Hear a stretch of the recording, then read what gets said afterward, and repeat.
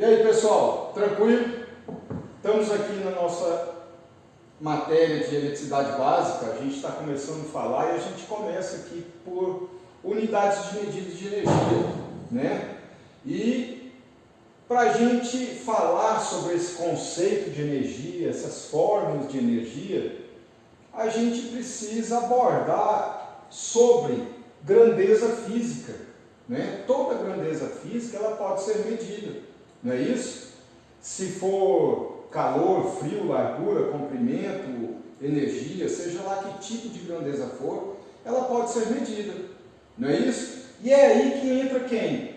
O SI, que é o Sistema Internacional de Unidades, justamente para ter uma regra para que em qualquer parte do mundo que você vá falar sobre essas unidades de medida, que sejam compreendidas, né? Que todo mundo entenda o que eu estou falando e que eu tenho certeza que todo mundo esteja entendendo o que eu estou falando, beleza?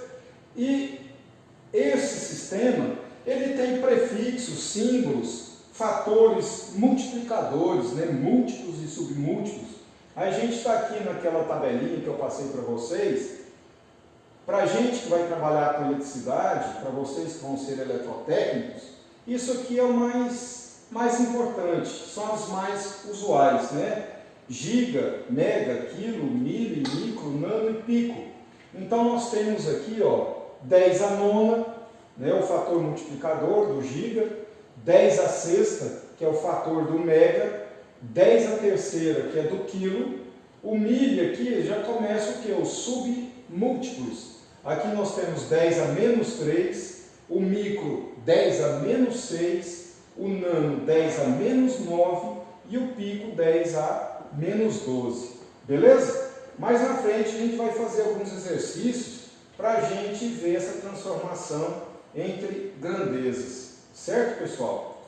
Para a gente começar a falar sobre eletricidade, é interessante a gente abordar a história da eletricidade.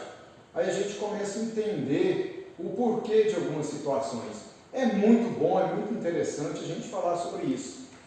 Tales de Mileto, no século 6 a.C., 600 anos, né? Então é muita coisa, correto? Ele pegou um âmbar, que é uma resina vegetal petrificada, esfregou esse âmbar numa pele de animal, numa lã, e ele percebeu o quê? Que a resina adquiria o poder de atrair objetos leves, né? Tipo penas, palhas, pequenos pedacinhos de madeira.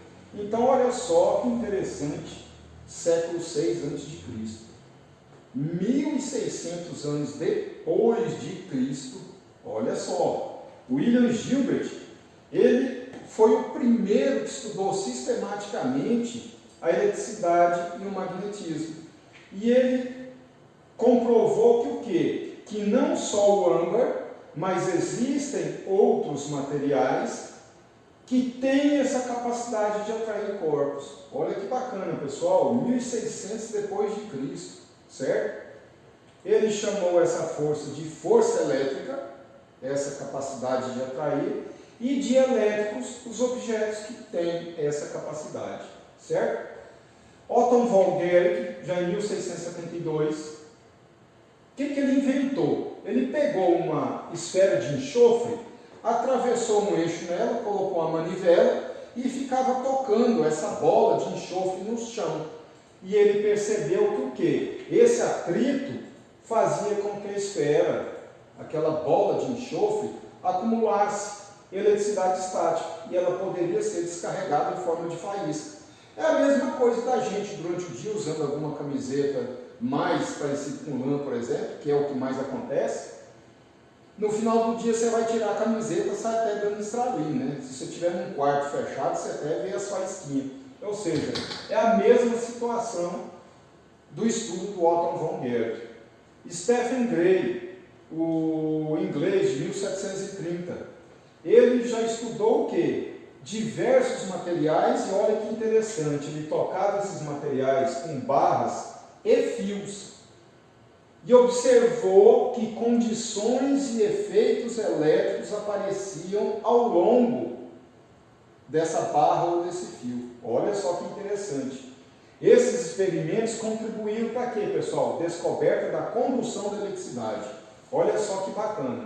E é dele, do Stephen Gray, o conceito sobre condutores e isolantes elétricos, certo?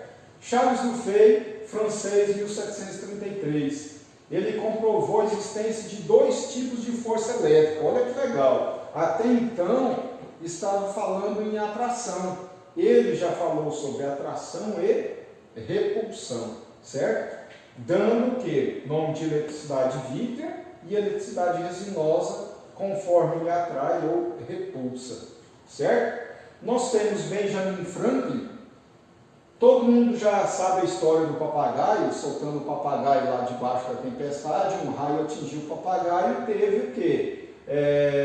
Alguns efeitos elétricos por meio da linha desse papagaio.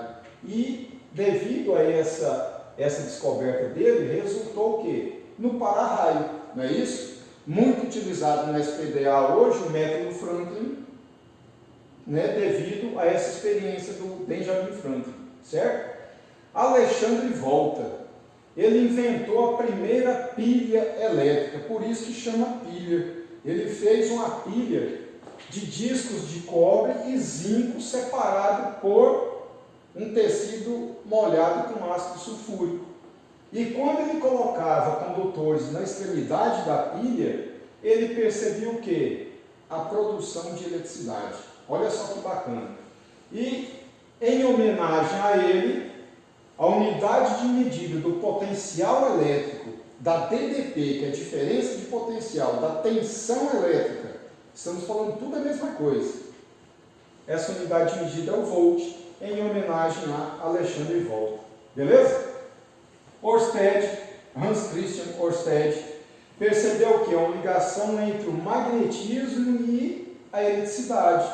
Por isso que já vem, em homenagem a ele, essa medição em relação ao magnetismo. Certo, pessoal? Observando que, quando ele pegou esses experimentos que tinham atrás, ele percebeu que, ao longo do fio, quando passava por ele uma corrente, criava o quê? Um campo magnético ao redor, que ele captou através do quê? Da agulha de uma bússola. Essa agulha se locomovia conforme o sentido da corrente, certo? Ele lançou base do estudo do eletromagnetismo, né? O Ørsted, beleza? André Marie Ampère, ele percebeu o quê? A ação magnética das correntes, ou seja, aqui já começou a falar também da corrente elétrica, né? Até então todo mundo abordando sobre tensão elétrica, magnetismo. Ele agora estabeleceu essa situação das correntes elétricas, né? E lançou o quê? As leis para o eletromagnetismo. Tanto que, em homenagem a ele, a unidade de medida de corrente elétrica, que é o ampere, é em homenagem a ele. Beleza? Então, nós temos aqui o Joseph Henry, tá? 1827. A partir das experiências com o eletromagnetismo, ele descobriu o quê? O conceito da indução elétrica. Em homenagem a ele, vem essa medição da indução elétrica, em Henry, certo? E, com esses estudos dele, ele construiu o primeiro motor elétrico. Olha só que bacana. George Simon, esse é o cara, tá? 1827, ele desenvolveu a teoria dos circuitos, que é o mais utilizado hoje em dia em qualquer circuito elétrico, né? Que inclui principalmente a primeira lei de Ohm, né? Que é a relação entre tensão, resistência e corrente, correto?